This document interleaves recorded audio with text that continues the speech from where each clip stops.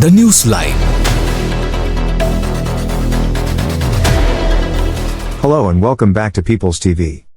In the previous video commentary, we explored in detail the intentions of European leaders to recognize Palestine as a sovereign nation.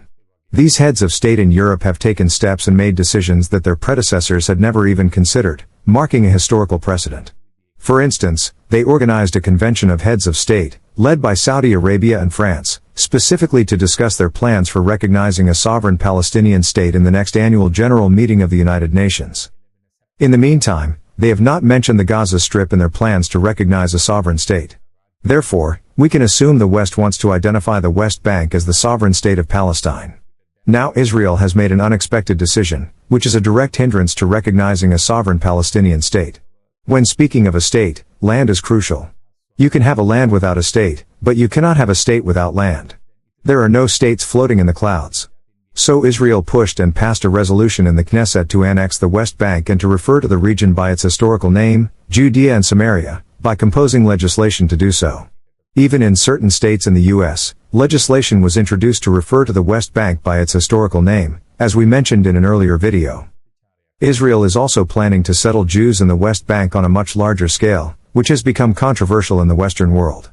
The unauthorized settlements have been an issue raised by pro-Palestinian factions, although Israel has encouraged these settlements for reasonable grounds in the past. However, the international community has mounted a lot of pressure, calling them unauthorized settlements. The Israeli government, however, did not remove these settlements or limit them but safeguarded and expanded them. In a recent move, the State of Israel linked Jerusalem with Ma'ale Adumim, creating a new corridor, Zone E1, and approved funds for building 3,400 housing units. A few days ago, Finance Minister Bezalel Smotrich said, "We are rewriting history.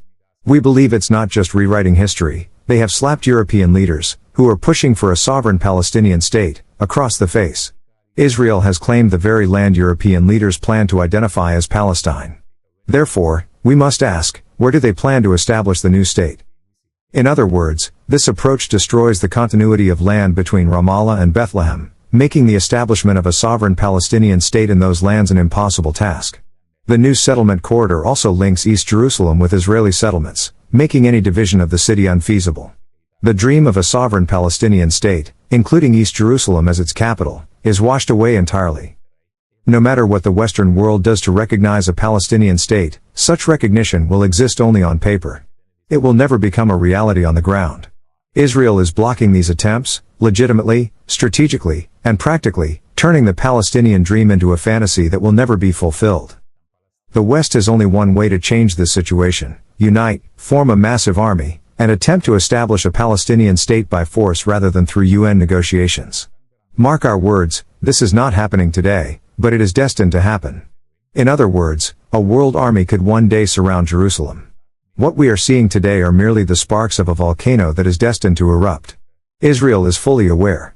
A chain of events that has never before occurred in human history is destined to take place after that war, and we will provide more information on this soon. In conclusion, we invite you to like our Facebook page, Sri Lanka, Israel Friendship Foundation. The link is provided in the description. We also want to remind you about the peaceful protest in support of Israel, which will take place in front of the United Nations office at Thummulla Junction on the 30th of this month at 2 p.m. I will be participating personally, and we encourage you to join us. To stay updated on the event, please join our WhatsApp channel. The link is also in the description. Your support matters, and together we can make a strong statement in favor of truth and solidarity with Israel. If this report helped you see the situation on the ground clearly, don't keep it to yourself. Like, share, and subscribe to People's TV, where truth has no agenda, and facts speak louder than spin. Subscribe us for more details.